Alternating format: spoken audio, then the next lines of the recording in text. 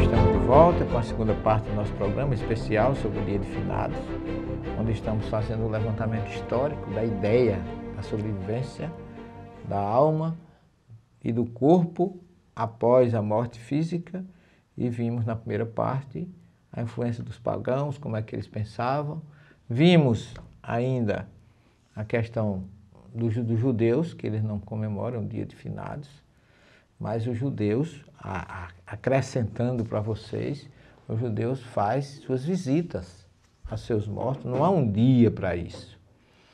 Mas a história dos hebreus pelos desertos, por onde eles passavam, aonde ele morria alguém, eles faziam uma cova, enterravam, cobriam, mas eles tinham medo que os animais, se aquela cova não fosse muito funda, viessem molestar o corpo do ente querido.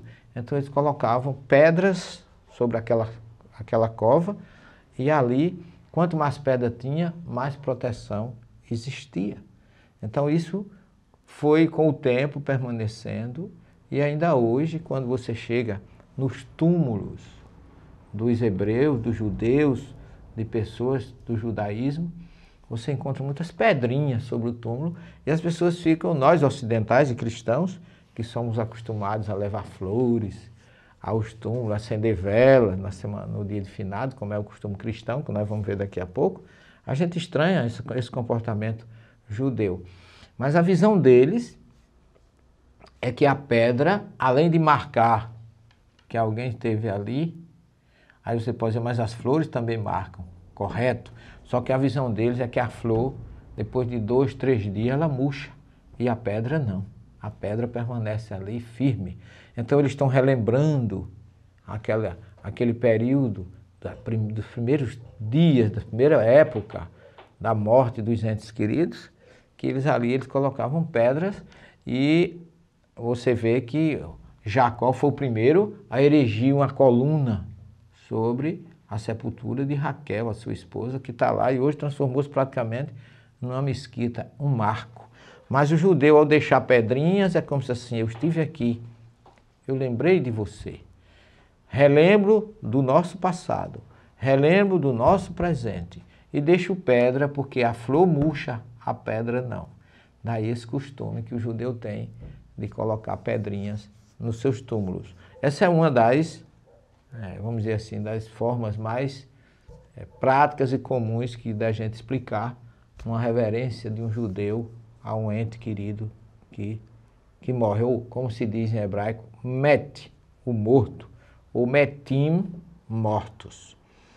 Já na nossa estrutura cristã, o cristianismo já vê de forma diferente. Eu falava no começo da segunda parte que o primeiro século os cristãos viviam, se reuniam nas catacumbas onde os mortos eram enterrados, mas eles não estavam ali para reverenciar o morto. Naquela época, a catacumba se via muito mais de refúgio. Como o cristianismo ainda estava em origem, o símbolo era um peixe e um pão. Então Jesus disse, eu sou o pão da vida e eu vos farei pescadores de homem. Então eles tinham aquilo como o símbolo do cristianismo primitivo no primeiro século. E você chega naquelas catacumbas, sobretudo a de São Sebastião, lá na Via Ápia, e você encontra vários símbolos lá, e muitas tumbas, muitas covas. E eles não iam ali para rezar pelo morto, porque eles já tinham a noção da ressurreição. Paulo já pregava isso, Pedro e todos os outros cristianos primitivos, Jesus também já tinha dito na ressurreição de Lázaro, eu sou a ressurreição e a vida. Já tinha a parábola do rico, de Lázaro, já tinha uma noção de vida do outro lado. Então ali eles sabiam que ali só estavam os corpos. Então eles não iam ali para reverenciar os seus mortos, embora Roma entendesse assim. Mas aí é outra história, como nós já vimos na primeira parte. Agora, a partir do século II, ou seja, ali já por volta do ano 200, ou 230, a partir daí, alguns cristãos começaram a rezar pelos falecidos, porque existia já o costume, lá no livro dos Macabeus, quando Judas Macabeu rezou na rua de Jerusalém, na reconquista de Jerusalém, pelos seus mortos. Então, aí os cristãos começaram a fazer também as suas orações pelos os falecidos. E a visitar os túmulos dos mártires, porque o cristianismo de primeiro século foi um cristianismo de mártir. Pedro, Paulo, todos os discípulos de Jesus que se tornaram apóstolos foram sacrificados, com exceção de João, que nós sabemos.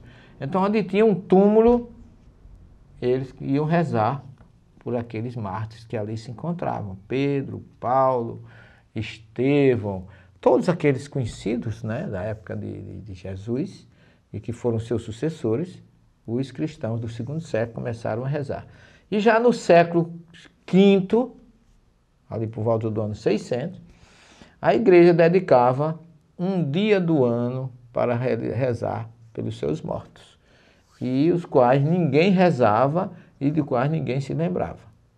E foi aí que o abade Santo Odilon, da cidade de Cluny, na França, no ano de 998, portanto já no século X, né, ele pediu aos monges que orassem pelos mortos.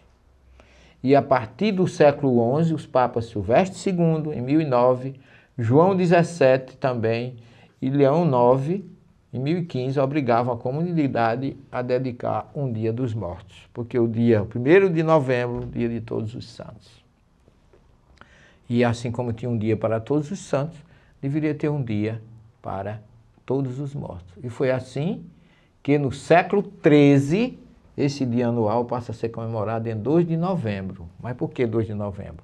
Porque, como eu já falei, o dia 1º era dia de todos os santos. Então ficou o dia de todos os santos, no dia 1º, e dia 2, dia de finado, no dia 2 de novembro.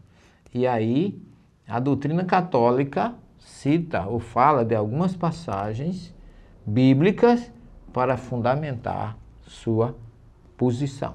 Então nós vamos fazer um pequeno intervalo, daí a pouco estaremos de volta. Não sai daí, 1 minuto só.